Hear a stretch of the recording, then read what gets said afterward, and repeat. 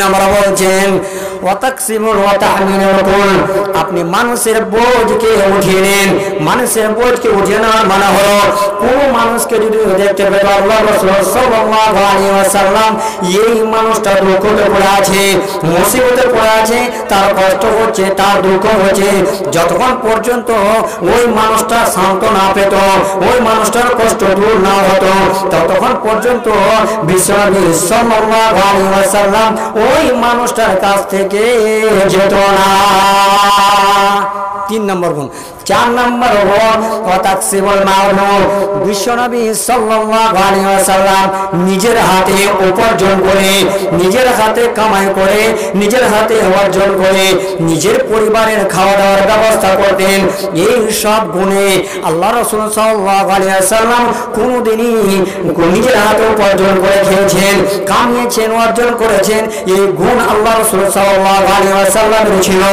এই গুণের কারণে আল্লাহ পাক রব্বুল আলামিন আপনাকে ধ্বংস করবে না। 5 নম্বর গুণ হলো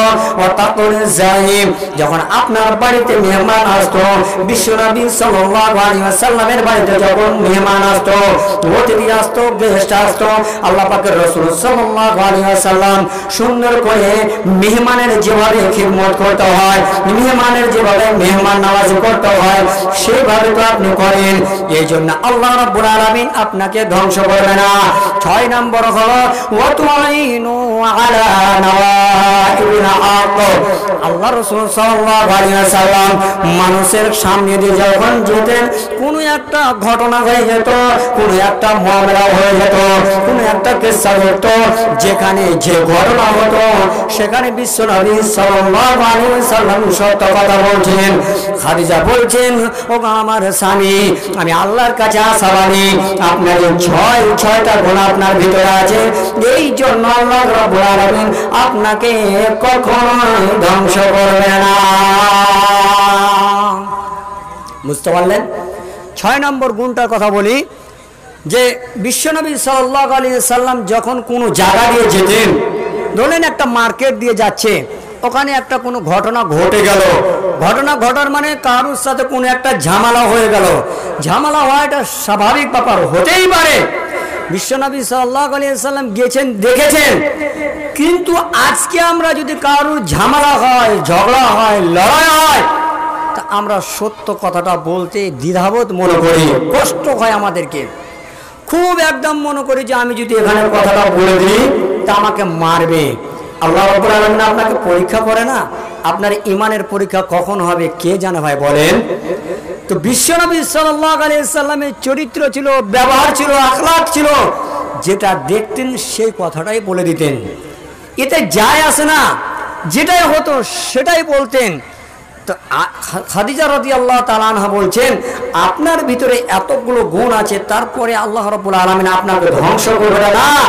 আপনার জন্য হচ্ছে এটা সুসংবাদ, এটা আপনার জন্য ওয়েলকাম, আপনি কোনো চিন্তা করেন না, দুঃখ করিয়েন না। কে বললেন? খাদিজা রাদিয়াল্লাহু তাআলা আনহা। আর ইনি এমন একটা স্ত্রী, যখনই বিশ্বনবী সাল্লাল্লাহু আলাইহি ওয়াসাল্লামের কয়টা স্ত্রী ছিল বলতে পারবেন? বিশ্বনবী সাল্লাল্লাহু আলাইহি ওয়াসাল্লামের স্ত্রী কয়টা বলেন, একটু মুখ খুলেন, কয়টা স্ত্রী জানা আছে আপনাদের?